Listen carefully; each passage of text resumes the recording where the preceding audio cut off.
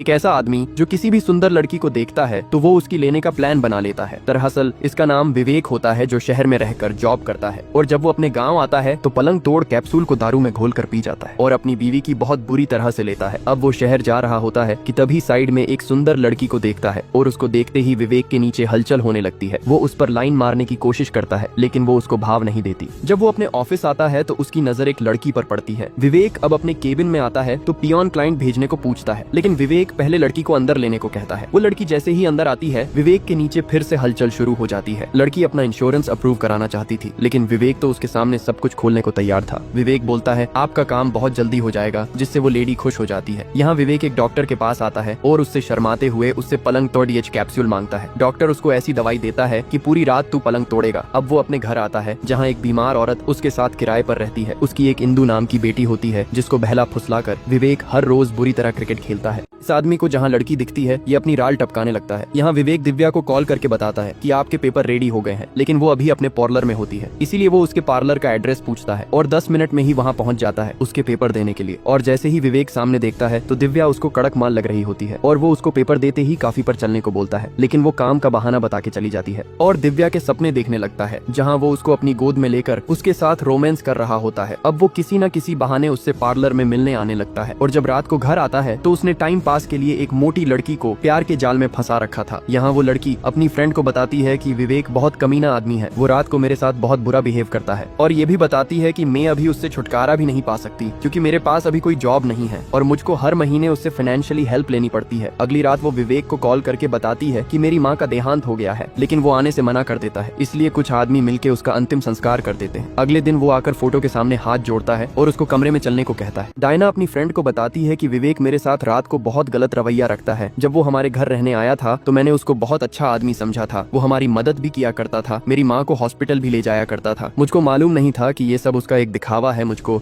अपने प्यार के झांसे में लेने का, और जिसकी वसूली वो रात में पिच पर बैटिंग करके लिया करेगा। दरअसल विवेक एक इंश्योरेंस कंपनी में काम करता है। जहाँ भी उसको लड़की दिखाई देती वो उसके पास मधुमक्खी की तरह भिन भिनाने लगता है। जिस दिन डायना की माँ मरी थी वो इसके अंतिम संस्कार में नहीं आता, लेकिन रात को डायना के पास आके बेड पर क्रिकेट खेलने को पूछता है, लेकिन डायना उस टाइम उसको अपने से दूर कर देती है। यहाँ विवेक एक लड़की से क्लोज होने की कोशिश करता है जो एक दिन उसके ऑफिस में अपना इंश्योरेंस अप्रूव कराने आई थी, लेकिन डायना की फ्रेंड उसकी वीडियो बना लेती है और अगले दिन डायना को दिखाती है कि ये आदमी हर किसी की लाइफ खराब कर रहा है। उनका दोस्त आके बताता है कि गांव में इसकी एक खूबसूरत बीवी भी है, जहां ये भेड़िया पलंग तोड़ कैप्सूल खाकर उसकी भी पिच पर बैटिंग करता है। इसलिए ये दोनों इसको सबक सिखाने का प्लान बनाती है और अगले दिन उसकी बीवी से मिलने जाती है और विवेक को कॉल करके बोलती है कि मैं आज अपनी बुआ के जा रही हूँ। इसलिए विवेक इंश्योरेंस वाली लड़की को डायना के घर बहाने से ले आता है क्योंकि डायना ने उसको बताया था कि आज वो बाहर जा रही है और दिव्या को उससे इंश्योरेंस अप्रूव कराना था, इसलिए वो उसके साथ आ जाती है। विवेक आते ही पलंग तोड़ गोली खा लेता है और दिव्या को बियर पीने के लिए पूछता है। दिव्या समझ जाती है कि ये तो बड़ा सुअर इंसान है। वो आके बोलता है कि आज यहाँ कोई नहीं है, तुम बोलो तो हम यहाँ पलंग तोड़ सकते हैं, और उसके करीब आने की कोशिश करता है, लेकिन दिव्या उसको दूर कर देती है और कहती है कि तूने क्या मुझको 6000 वाली लड़की समझा है। लेकिन तभी उसकी पड़ोसन आके सब देख लेती है और दिव्या यहाँ से चली जाती है। विवेक बोलता है अगर तूने किसी को बताया तो अगली बार तेरे साथ ही कबड्डी खेलूंगा। यहाँ डायना और उसकी फ्रेंड विवेक के घर उसकी बीवी से मिलने आती है और उसको बताती है कि तेरा पति शहर में रहकर कबड्डी खेलता है और मुझको भी प्यार के जाल में फंसा रखा है। डायना बताती है कि वो हमारे घर किराएदार बन के आया था और हमारे साथ बहुत अच्छा बिहेव करता था और मैं भी उसके प्यार में पड़ गई। अब वो हर रोज पलंग तोड़ कैप्सूल खाता है, तभी मेरे कमरे में आ जाता है और जानवर बन जाता है। डायना अब उसको विवेक का बेग देती है। घर आके वो देखती है कि ये रात वाले च्यवनप्राश से भरा होता है। अब वो रोने लगती है, तभी डायना का कॉल आता है और वो उसको सबक सिखाने को बोलती है। यहाँ डायना और उसकी फ्रेंड विवेक की बीवी को बताने की कोशिश करती है कि उसका पति एक भेड़िया इंसान है जो शहर में रहकर हर रोज एक नया शिकार देखता है और पलंग तोड़ कैप्सूल खाकर उनके साथ पलंग तोड़ता है, लेकिन उसकी बीवी को उनकी बात पर विश्वास नहीं होता और उनको इग्नोर करके जाने लगती है। लेकिन डायना उसको उसके पति की फोटो दिखाती है जिसमें वो उसके गले लग रहा है और बताती है कि इसने मुझको भी अपने प्यार के जाल में फंसाया और अब पटाखा गोली खाकर मेरे साथ हर रोज क्रिकेट खेलता है। ये सुन के उसको बहुत बड़ा शौक लगता है क्योंकि उसको पता था कि उसका पति एक सुअर इंसान है, लेकिन ये नहीं पता था कि वो दूसरी जगह भी क्रिकेट खेलता है। डायना बताती है कि अब वो एक दिव्या नाम की लड़की के पीछे पड़ा है जो एक पार्लर में काम करती है और अब वो उसके ही सपने देख रहा है कि कैसे उसको अपने प्यार में फंसा सके, लेकिन अब हमको साथ मिलके उस भेड़िए का पर्दाफाश करना होगा। लेकिन उसकी बीवी वीडियो कॉल पर उनका साथ देने से मना कर देती है कि मुझको मेरे हाल पर छोड़ दो। लेकिन अगले दिन विवेक जैसे ही उसके पास आता है वो फिर से सुअर जैसा बिहेव करता है, जिससे उसकी बीवी डायना का साथ देने के लिए मान जाती है। और अगले दिन विवेक जैसे ही अपने घर आता है उसकी बीवी बाहर से गेट बंद कर देती है और अंदर आकर वो डायना और उसकी फ्रेंड को सामने देखता है। जब विवेक घर आता है तो उसकी बीवी उसको अंदर भेजकर बाहर से ताला बंद कर देती है और अपनी सास और बच्चों को एक दिन पहले ही गाँव से बाहर बाहर भेज देती है। जब वो अंदर आके देखता है तो डायना और उसकी फ्रेंड वहीं होती है। विवेक अपनी बीवी से पूछता है कि ये दोनों झल्ली यहाँ क्या कर रही हैं। डायना की फ्रेंड उसको बैठने को बोलती है। विवेक जैसे ही कुर्सी पर बैठता है, डायना उसके फेस पर स्प्रे मारती है और वे तीनों मिलकर उसको रस्सी से बांधने लगते हैं, क्योंकि विवेक बहुत सुअर इंसान होता है और उसकी बीवी को उसके बारे में पता चल गया था कि वो शहर में रहकर दूसरी लड़कियों के साथ भी क्रिकेट खेलता है और उसकी बीवी को उसके बैग से पलंग तोड़ दवाइयां भी मिल गई थीं, जिसको वो खाकर बैटिंग किया करता था। लेकिन अब ये तीनों साथ आ गई होती हैं। विवेक खुलने की बहुत कोशिश करता है, लेकिन डायना उसके मुंह पर भी टेप लगा देती है। अब डायना की फ्रेंड अपना यूट्यूब चैनल एक्टिव करती है और सभी लोगों को विवेक की सच्चाई दिखने की कोशिश करती है कि उसकी इतनी खूबसूरत बीवी होते हुए भी ये आदमी बाहर मैच खेलने की कोशिश करता है। डायना अब चैनल पर आती है और लाखों लोग उसको लाइव देख रहे होते हैं। वो बताती है कि ये आदमी मेरे घर रेंट पर रहने आया था और हमारे साथ अच्छे से घुल मिल गया और मेरी माँ को गलत दवाइयाँ देकर उनको पैरालाइज कर दिया। रस्सी से बंधा विवेक आज अपने आप को बहुत कमजोर महसूस करता है और लाखों लोग यूट्यूब के जरिए उसको लाइव देख रहे होते हैं। और डायना बताती है कि ये बहुत सुअर इंसान है। इस आदमी ने हमारी जिंदगी नर्क बना रखी थी। हमारे साथ रोज क्रिकेट खेलता था। विवेक की लाइव वीडियो पुलिस वालों के पास भी पहुंच जाती है, लेकिन वे लोग विवेक की पूरी सच्चाई जानने का वेट करते हैं। तभी विवेक के कुछ दोस्त उसी जगह पहुंच जाते हैं और दरवाजा खोलने के लिए कहते हैं और उसकी बीवी को बोलते हैं, तुझको शर्म नहीं आती अपने पति को ऐसे लाखों लोगों में बदनाम करके। लेकिन तभी उसकी फ्रेंड उसको भी लाइव कैमरे पर ले लेती है और वो तभी मुंह छुपाकर भाग जाता है। लेकिन अब घर के बाहर विवेक को बचाने के लिए उसके और दोस्त भी इकट्ठा होने लगते हैं। तभी उनके पास कॉल आता है कि तुम्हारा वीडियो इंडिया में टॉप रैंक पर चल रहा है। अब वे उसको सच बोलने को कहते हैं और जैसे ही उसकी टेप निकालते हैं वो झूठ बोलने लगता है कि ये लोग मुझको जानबूझकर फंसा रहे हैं और सभी लोग मुझको बचाने मेरे घर पर आ जाओ। ये पूरा सीन हजारों लोग लाइव देख रहे होते हैं। हर आदमी की नजर इस टाइम अपने मोबाइल पर बनी हुई थी। पुलिस वाले भी उसकी सच्चाई जान चुके थे, लेकिन तभी उनके सीनियर की कॉल आती है और जल्द एक्शन लेने को बोला जाता है। उनके बाहर भीड़ इकट्ठा हो चुकी थी। अब पुलिस भी वहाँ पहुँच जाती है और दरवाजा खोलने के लिए बोलती है, क्योंकि अंदर इन तीनों लड़कियों ने विवेक को कैद किया होता, क्योंकि विवेक डॉक्टर से शक्तिमान गोली लेकर उनके विकेट गिरा दिया करता था। इसलिए आज उसकी सच्चाई पूरे भारत को दिखाती है कि ये कितना सुअर इंसान है। लेकिन पुलिस बोलती है, अगर इसने सच में तुम्हारे साथ गलत किया है तो हम इसको सजा दिलाएंगे। लेकिन वे उसको छोड़ने से मना कर देती हैं कि जब तक ये अपना जुल्म कबूल नहीं करेगा हम इसको नहीं छोड़ेंगे। और ये सब कुछ यूट्यूब पर लाइव चलता रहता है। इसलिए पुलिस वाला अपने कुछ आदमी वहीं छोड़कर वहाँ से चला जाता है। विवेक की बीवी डायना से कहती है, अगर विवेक ने अपना जुल्म कबूल भी कर लिया फिर भी मेरा घर तो बर्बाद ही हो जाएगा। अब विवेक की बीवी उसको खाना खिलाती है, लेकिन वो खाना खाकर उनके ही मुंह पर फेंक देता है और ये सब रिकॉर्ड हो जाता है, जिसको पुलिस वाले भी देख लेते हैं और सोचते हैं ये तो सच में बहुत बड़ा सुअर आदमी है। यहाँ विवेक टॉयलेट करने के बहाने वॉशरूम में आता है और बाहर ये तीनों उसका वेट कर रही होती हैं। अब विवेक सफाई करने वाले इक्विपमेंट को डंडा बना लेता है और जैसे ही बाहर आकर उन पर हमला करने को होता है, लेकिन वे तीनों उसके ऊपर चादर डालकर उसको फिर से रस्सी से बांध देती हैं। वो खुलने की बहुत कोशिश करता है, लेकिन उसके सभी दांव फैल हो जाते हैं।